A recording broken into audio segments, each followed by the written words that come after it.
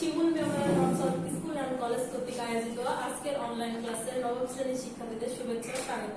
কেমন আছো সবাই? আশা করছি ভালো আছো, সুস্থ আছো এবং বাড়িতে আছো। তাহলে সবাই পাশাপাশি পড়াশোনা নিয়মিত করছো এবং অ্যাসাইনমেন্ট গুলো উপযুক্তভাবে তৈরি করছো। আজকে আমি তোমাদেরকে যে অধ্যায়টা নিয়ে তোমাদের সামনে উপস্থিত হয়েছি, জেসমিন খাতুন জেসি, বাংলাদেশের ইতিহাস ও বিশ্ব সভ্যতা। তোমরা জানো যে তোমাদের সরকার কর্তৃক নির্ধারিত অ্যাসাইনমেন্টের জন্য অধ্যায়গুলো উল্লেখ করা হয়েছে। সেই আলোকে আমি আজকে তোমাদেরকে অষ্টম অধ্যায়ের বাকি অংশগুলো দেখাবো। তাহলে আসো যে অ্যাসাইনমেন্ট সংশ্লিষ্ট এই আলোচনায় অষ্টম অধ্যায়ে কি গুরুত্বপূর্ণ তথ্যগুলো তোমরা জানতে পারো। প্রথমেই দেখো চিত্রগুলো, যে প্রথমে এখানে লেখা আছে ইউরোপীয়দের আগমন। ইউরোপীয়রা ভারতবর্ষে কেন, কিভাবে, কখন আগমন করেছিল এবং তাদের আগমনের কারণে ভারতীয় উপমহাদেশে যে আর্থসামাজিক পরিবর্তনের সাথে সাথে রাজনৈতিক পরিবর্তনগুলো সূচিত হয় তা তোমরা আজকে এই পাঠের মাধ্যমে সুনিশ্চিতভাবে জানতে পারবে। অধ্যায়টার নাম কি তাহলে বলো তো? ইউরোপীয়রা আগমন মানে বিদেশি শক্তির আগমন হয়েছিল এমন কোন অধ্যায়ের নাম তোমরা ইতিপূর্বে জেনেছো? আজকে দেখো যে অধ্যায়টার নাম কি। অধ্যায় অষ্টম, বাংলা ইংরেজ শাসনের সূচনা পর্ব। শিক্ষণফল, আজকের পাঠ শেষে তোমরা বাংলা ইংরেজ শাসনের পটভূমি ব্যাখ্যা করতে পারবে। পলাশী ও বকছারের যুদ্ধের কারণ ও ফলাফল মূল্যায়ন করতে পারবে। ইংরেজ শাসন প্রতিষ্ঠায় দেওয়ানি লাভের গুরুত্ব ব্যাখ্যা করতে পারবে। ইংরেজ শাসনের ফলে বাংলায় রাজনৈতিক পরিবর্তন সমূহ অনুধাবনে সক্ষম হবে। আলোচ্য বিষয় ইউরোপীয়দের আগমন, পলাশী যুদ্ধের কারণ, ফলাফল, বক্সারের যুদ্ধের কারণ, ফলাফল, কোম্পানির দেওয়ানি লাভ, দ্বৈত শাসন, চিরস্থায়ী বন্দোবস্ত। ইউরোপীয়দের আগমন, এখানে সর্বপ্রথম ভারতীয় উপমহাদেশের প্রচুর ধন সম্পদ এবং প্রাচুর্যের লোভে সর্বপ্রথম ইউরোপীয় বণিক গোষ্ঠীরা ভারতবর্ষে আগমন করে এবং তাদের এই আগমনের সূচনাটা ছিল সর্বপ্রথম সপ্তম শতক থেকে। সপ্তম শতক থেকে তারা এই অঞ্চলের সঙ্গে আরো বণিকদের যে বাণিজ্য ছিল, এই বাণিজ্যিক সম্প্রসারণটা বন্ধ হয়ে যায় একচেটিয়া বাণিজ্য করতো তার আরবদের সাথে এবং এই বাণিজ্যের কারণে তারা বাণিজ্য করতো মূলত সমুদ্র পথে। এই সমুদ্র পথে বাণিজ্য করা অবস্থায় 1493 সালে কনস্টান্টিনোপল উসমানীয় সাম্রাজ্যরা দখল করে নেয় এবং এরা দখল করে, তুর্কিরা যখন এটা দখল করে নেয় তখন উপমহাদেশের সাথে জলপথের ব্যবসা বাণিজ্যের জন্য ভিন্ন পথ আবিষ্কারের পন্থা তারা তৈরি করে, যার জন্য প্রাচ্যের সাথে পাশ্চাত্যের যে ব্যবসা বাণিজ্যের জন্য ভিন্ন পথ জলপথে যে পথ আবিষ্কারের প্রয়োজন অনুভব করে, ঠিক এই প্রয়োজন থেকেই তারা সর্বপ্রথম প্রয়োজনীয়তা অনুভব করে পর্তুগিজ নাবিকরা সর্বপ্রথম ভারত উপমহাদেশে জলপথে আসে এবং আসার নতুন পথ আবিষ্কার করেন। এবং এই যে পর্তুগিজ নাবিকদের মধ্যে সর্বপ্রথম ভারতের সমুদ্র পথে ভারত উপমহাদেশে পাড়ি জমান Vasco da Gama. Vasco da Gama সর্বপ্রথম 1498 সালে 27 মে ভারতের পশ্চিম উপকূলের কালিকট বন্দরে এসে উপস্থিত হন। সেই থেকে শুরু হয় ভারতীয় উপমহাদেশের সাথে পাশ্চাত্য এবং পাশ্চাত্যের সমুদ্র পথের নতুন জলপথ আবিষ্কার। তাহলে পাশ্চাত্য এবং পাশ্চাত্যের সাথে নতুন জলপথ আবিষ্কার করেন কে? এই জলপথ আবিষ্কারের প্রবর্তক বলা যায় কাকে? ভাস্কো দা গামাকে। এরপরে আসছে পর্তুগিজরা। তার আগে যে পর্তুগিজরা আসছে সর্বপ্রথম কখন? 1498 সালে।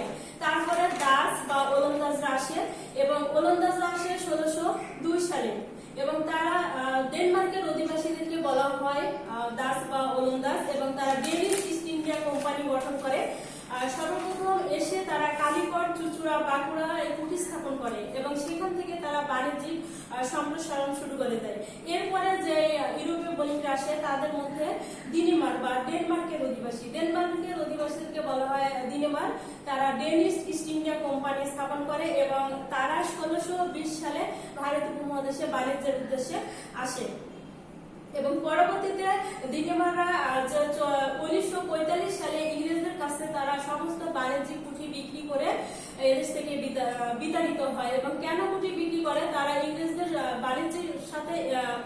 সাথে তারা এই গতিতে পেরে উঠছিল না, যার জন্য তারা বাণিজ্যিকভাবে সফলতা অর্জন করতে না পেরে তাদের সমস্ত বাণিজ্যিক পুঁথিগুলো ইংরেজদের কাছে বিক্রি করে এদেশ থেকে আসে ইংরেজরা আসে 1600 সালে এবং তারা এসে সর্বপ্রথম যে 1668 সালে এখানে ইংল্যান্ডের রাজা দ্বিতীয় চার্লস পর্তুগিজ কন্যা ক্যাথারিনের সঙ্গে বিয়ে করেন এবং বিয়ের যৌতুক হিসাবে চার্লসকে বোম্বাই শহর অর্থাৎ বর্তমান মুম্বাই শহর যৌতুক হিসাবে দান করা হয় এবং পরবর্তীতে অর্থভাবে চার্লস মাত্র 50,000 পাউন্ডের বিনিময়ে এই বোম্বাই শহরটা বিক্রি করে দেন এবং অপর আরেকজন ইংরেজ প্রশাসক জব চার্নক নামের একজন যে 1690 সালে 1200 টাকার বিনিময়ে কলকাতার 3টি গ্রাম ক্রয় করেন। গ্রাম 3টি হলো কলকাতা, সুলান্দ এবং গোবিন্দপুর। এটা ছিল ভাগীরথী নদীর পাশে এবং সেখানে তিনি কলকাতা নগরী গড়ে তোলেন। এর জন্য তাকে বলা হয় কলকাতা নগরীর প্রতিষ্ঠাতা। ঠিক এইভাবে ইউরোপীয় বণিকদের যে আগমনের পরে সর্বশেষ যে আসলো ইংরেজ এবং ইংরেজদের পর ইংরেজরা যখন ব্যবসা বাণিজ্যে সফলতা অর্জন করছিল এবং তারা যখন বাণিজ্যের সম্প্রসারিত হয়ে যায়, ঠিক সে সময় সর্বশেষ উপমহাদেশে আগত বণিক কোম্পানি হলো ফরাসিরা। এই ফরাসিরা এদেশে আসে এবং আসে 1664 সালে। সর্বপ্রথম এসে তারা সুরাটে এবং পরবর্তীতে মসলিপট্টিমে তাদের বাণিজ্যিক কুঠি স্থাপন করেন এবং এই বাণিজ্যিক কুঠি তাদের এই সুরাটের যে বাণিজ্যিক সম্প্রসারিত হয়, এই অবস্থায় তারা বাংলার নবাব শায়েস্তা খানের কাছ থেকে বেশ কিছু বাংলা এবং বিহার উড়িষ্যার কিছু অংশ বিনা শুল্কে বাণিজ্য করার অধিকার তারা লাভ করেন। কিন্তু ইংরেজ কোম্পানির সাথে তাদের প্রায় সংঘর্ষ লেগে থাকতো এবং তাদের অবশেষে তাদের সাথে যুদ্ধ অনিবার্য হয়ে ওঠে, যার কারণে 1673 সালে পন্ডিচেরিতে তারা ফরাসি উপনিবেশ গড়ে তোলেন এবং এই পন্ডিচেরি হয়ে যায় ফরাসিদের শক্তিশালী কেন্দ্র। কিন্তু ইংরেজ কোম্পানির সাথে তাদের শক্তি পরীক্ষায় তারা পরাজিত হন এবং বাংলার নবাবের পক্ষ নেওয়ার কারণে ইংরেজ এবং ফরাসিদের মধ্যে যুদ্ধ অনিবার্য হয়ে ওঠে। পরবর্তীতে তারা ইংরেজদের সাথে প্রতিযোগিতায় টিকতে না পারে এদেশ থেকে তারা বিতাড়িত হতে বাধ্য হন।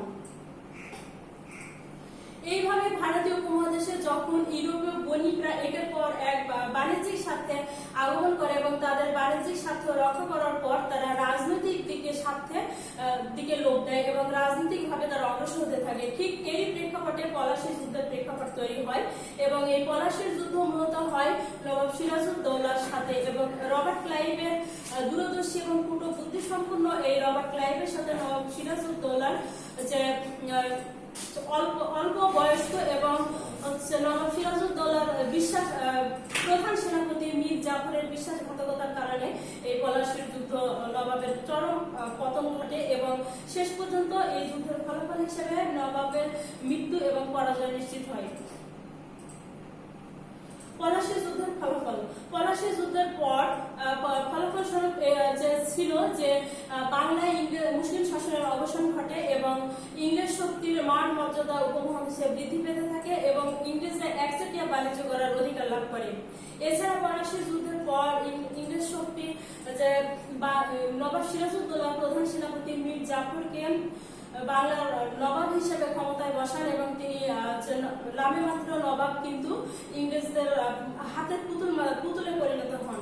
এছাড়া ইস্ট ইন্ডিয়া কোম্পানি অপ্রতিরোধ গতিতে শক্তি বৃদ্ধি করতে থাকে। এছাড়া এই যুদ্ধের পর যে ইংরেজদের শক্তিশালী কেন্দ্র ফোর্ট উইলিয়াম দুর্গ, এই ফোর্ট উইলিয়াম দুর্গটা তারা সেখানে স্থাপন করার সুবিধা পান। এই পলাশী যুদ্ধের পরাজয়ের পরেই এবং পতনের পরে যে মীর কাসেমের সাথে রবার্ট ক্লাইভের মনোমালিন্য করতে থাকে এবং যে পলাশী যুদ্ধে নবাব সিরাজউদ্দৌলার পতনের কারণে মীর জাফরের বিশ্বাসঘাতকতা এবং ইংরেজের কাছে সে যে আঘাত করে, যার জন্য তাকে শর্ত সাপেক্ষে সিংহাসনে বসানো হয়। কিন্তু ইংরেজরা মীর জাফরকে সিংহাসনে বসালেও তারা সুবিধা করতে পারে নাই, কারণ নবাবের উপরে রবার্ট ক্লাইভের যে হস্তক্ষেপটা এটা মীর জাফরের পছন্দ ছিল না। আবার যে শাসন কার্য পরিচালনা করার জন্য মীর জাফরকেও রবার্ট ক্লাইভের উপরে নির্ভর করতে হতো, যার জন্য উভয়ের সাথে উভয়ের মধ্যে যে সন্ধি স্থাপন হয় সেটা পূরণ করতে ব্যর্থ হন। এছাড়া মীর জাফর রবার্ট ক্লাইভকে প্রদেয় অর্থ প্রদানে ব্যর্থ হন, যার কারণে মীর জাফরকে ক্ষমতা থেকে সরিয়ে শর্ত সাপেক্ষে মীর জাফরের জামাতা মীর কাসেমকে বাংলার নবাব পদে রবার্ট ক্লাইভ নিয়োগ দেন। কিন্তু মীর জাফর ক্ষমতায় এসে তিনি ছিলেন স্বাধীন এবং দূরদর্শী রাজনীতিবিদ এবং মীর জাফর স্বাধীনভাবে রাজ্য পরিচালনা করতে চেয়েছেন, যার কারণে দুইবার ইংরেজদের সাথে তার যুদ্ধ বাধে এবং এই যুদ্ধের ফলে মীর কাসেমের পরাজয় হয়, কিন্তু বাংলাদেশের স্বাধীনতাটুকু তিনি রক্ষা করতে চেয়েছিলেন এবং এই যুদ্ধের প্রেক্ষাপট তৈরি করে মূলত তার স্বাধীন চেতা মনোভাবের কারণে। এছাড়া যে ইংরেজ কোম্পানি ইস্ট ইন্ডিয়া কোম্পানি যে দস্তক পুত্রের যে উত্তরাধিকার নামে ছাড়পত্র এটাকে তিনি চালু করার ব্যবস্থা করেন। এছাড়াও যে 1717 সালে যে মুঘল সম্রাট ফারুক শিয়ার কর্তৃক বিনা শুল্কে বাণিজ্য করার একচেটিয়া অধিকার, এটাকে এই অধিকারের ফলে দেশীয় বা বণিকরা যে ক্ষতিগ্রস্ত হচ্ছিল, সেক্ষেত্রে তিনি আন্তঃশুল্ক বাণিজ্য উঠিয়ে দেন। এছাড়াও 1763 সালে যে পাটনা কুটি অধ্যক্ষ এলিস দখল করেন এবং মীর কাসেম অত্যন্ত সুকৌশলে এলিসকে পাটনা থেকে বিতাড়িত করেন।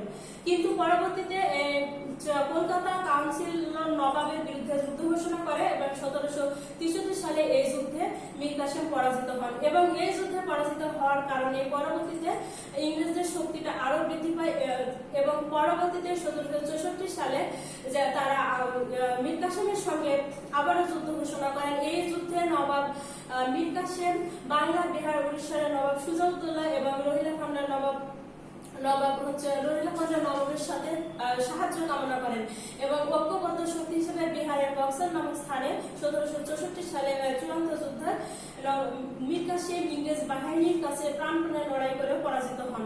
এই যুদ্ধে পরাজিত হওয়ার পরে যে বাংলার সার্বভৌমত্ব রক্ষার বা উদ্ধারের শেষ প্রচেষ্টা ছিল মীর কাসেম, তিনি চেয়েছিলেন যে শেষ স্বাধীনতার সুযোগটুকু রক্ষা করতে, এটাই ব্যর্থ হয় এবং ইংরেজ শক্তি অপ্রতিরোধ্য গতিতে ক্ষমতা বিস্তার করতে সুযোগ পায়। এছাড়া এখানে দেখো যে স্ক্রিনে একটা ছক দেওয়া আছে যে বক্সারের যুদ্ধে অংশগ্রহণকারীদের নাম ও দেশের নাম। মীর কাসেম কোন দেশে ছিলেন এবং সম্রাট শাহ আলম, মেজর মন্ডল, সুজাউদ্দৌলা। মীর কাসেম ছিলেন বাংলা, সম্রাট শাহ আলম দিল্লি, মেজর মন্ডল ইংল্যান্ড এবং সুজাউদ্দৌলা অযোধ্যা। এবং এখানে বক্সারের যুদ্ধ মূলত হয় মীর কাসেম এবং মেজর মন্ডলের সাথে। বক্সারের যুদ্ধের ফলাফল। বক্সারের যুদ্ধের ফলে উপমহাদেশে ইংরেজদের প্রভাব এবং মর্যাদা বৃদ্ধি পায়। যুদ্ধে পরাজিত হওয়ার কারণে অযোধ্যার নবাব রোহিলাখণ্ডে পালিয়ে যান এবং ইংরেজরা অযোধ্যার নবাবের কাছ থেকে কারা ও এলাহাবাদ দুর্গটা হস্তগত করে। রবার্ট ক্লাইভ দিল্লি সম্রাটের কাছ থেকে আনুষ্ঠানিকভাবে বাংলা, বিহার এবং উড়িষ্যার দেয়ানি লাভ করে। এরপরে আসলো কোম্পানির দেয়ানি লাভ। মীর জাফরের পুত্র নাজিমুদ্দৌলাকে শর্ত সাপেক্ষে সিংহাসনে বসানো হয় এবং এই শর্তে বসানো হয় যে কোম্পানিকে তারা ক্ষমতা থাকবে নবাবের কাছে এবং অর্থ রাজস্ব আদায়ের ভার থাকবে, অর্থাৎ নবাব রাজস্ব আদায় করবে কিন্তু প্রকৃত অর্থ থাকবে ইংরেজ রবার্ট ক্লাইভের হাতে বা ইংরেজ ইস্ট ইন্ডিয়া কোম্পানির হাতে, যার কারণে সেই শর্ত সাপেক্ষে সিংহাসনে বসানো হয়। তিনিও পিতার মতো দস্তক কোম্পানির অপব্যবহার শুরু করেন এবং তাদেরকে বিনা শুল্কে বাণিজ্য করার অধিকার প্রদান করেন, যার কারণে 1765 সালে দেয়ানি লাভের পরে ইংরেজরা সত্যিকারের ভাবে তারা শাসক রূপে আত্মপ্রকাশ করতে পারে। এরপরে আসলে দেখো দ্বৈত শাসন। দ্বৈত শাসন বলতে আসলে কি বোঝায় যে এক দেশে দুই ব্যক্তি শাসন বা দুই ধরনের শাসন, নিয়মটা এক জায়গায় থাকবে, একজনের হাতে থাকবে শাসন ক্ষমতা আর আরেকজনের কাছে থাকবে অর্থনৈতিক নিয়ন্ত্রণ। ঠিক এই ব্যবস্থাকে বলা হয় দ্বৈত শাসন ব্যবস্থা। এই দ্বৈত শাসন ব্যবস্থার প্রবর্তক কে? Robert Clive. এই দ্বৈত শাসন ব্যবস্থা উপমহাদেশে চালু হওয়ার পরে যে বাংলায় দুর্ভিক্ষ দেখা দেয় এবং এই দুর্ভিক্ষের সময় যে 1770 সাল এবং বাংলায় 1176 সালে 76 মরান্তর নামে পরিচিত। ঠিক এই সময় ঐতিহাসিকদের মতে বলা যায় যে বাংলায় ঠিক এইরকম যে মানুষ, এরকম একটা মতবাদ আছে যে মানুষ মানুষকে গিলে খায়, অর্থনৈতিক ভাবে মন্দা চলে এবং দুর্ভিক্ষে মানুষের খাদ্যাভাব দেখা দেয়। যেহেতু প্রশাসক চালাতে গেলে অর্থ প্রয়োজন এবং এই প্রশাসকের হাতে যদি অর্থনৈতিক কোনো ক্ষমতা না থাকে তাহলে কি হবে, নবাব হন একদিকে অর্থহীন শাসক আর অন্যদিকে ক্ষমতাহীন প্রশাসকে পরিণত হন, যার কারণে বাংলার এই দুরবস্থা সৃষ্টি হয় এবং এই চিরস্থায়ী কর্নওয়ালিস। চিরস্থায়ী বন্দোবস্ত। এই চিরস্থায়ী বন্দোবস্ত ভারতের গভর্নর হিসেবে তাকে প্রেরণ করা হয় এবং লর্ড কর্নওয়ালিস এসে চিরস্থায়ী বন্দোবস্ত ব্যবস্থাটা প্রবর্তন করেন এবং সেখানে তিনি যে প্রত্যেক পরিবার এখানে 10 শালা, পরবর্তী প্রথমত তিনি 5 শালা বন্দোবস্ত চালু করেন এবং 5 শালা বন্দোবস্ত চালু করার পর এখানে অর্থনৈতিকভাবে দেশীয় বণিকদের কাছ থেকে তেমন কোনো সুবিধা আদায় করতে না পেরে পরবর্তীতে তিনি 10 শালা বন্দোবস্ত স্থাপন করেন এবং 10 শালাকে তিনি পরবর্তীতে চিরস্থায়ী বলে ঘোষণা করেন। এখানে দেখো চিত্র দুটো ছবি দেখা যাচ্ছে। লর্ড কর্নওয়ালিস ইনি চিরস্থায়ী বন্দোবস্ত ব্যবস্থা রহিত করেন এবং চিরস্থায়ী বন্দোবস্ত ব্যবস্থার প্রবর্তক লর্ড কর্নওয়ালিস। আর ওয়ারেন হেস্টিং এসে এই চিরস্থায়ী বন্দোবস্তটাকে রহিত করেন। আজকের আলোচনা এ পর্যন্ত শেষ। তাহলে দেখো যে আজকের আলোচনার মধ্যে গুরুত্বপূর্ণ প্রশ্নগুলো কি ছিল এবং সেগুলো একটু তোমরা মনে রাখতে পারবে। যে 10 শালা বন্দোবস্ত কবে বোর্ড অফ ডাইরেক্টর কর্তৃক অনুমোদন লাভ করে? 1789 সালে এই 10 শালা বন্দোবস্তকে বোর্ড অফ ডাইরেক্টর অনুমোদন লাভ করে। কে 10 শালা বন্দোবস্তকে চিরস্থায়ী বলে ঘোষণা করেন? Lord Cornwallis. বাংলা কত বঙ্গাব্দ 76 মন্বন্তর নামে পরিচিত? 1176 সাল। লর্ড কর্নওয়ালিসকে ভারতের গভর্নর হিসেবে কবে প্রেরণ করা হয়? লর্ড কর্নওয়ালিসকে ভারতের গভর্নর হিসেবে প্রেরণ করা হয় 1773 থেকে 65 সালের মধ্যে।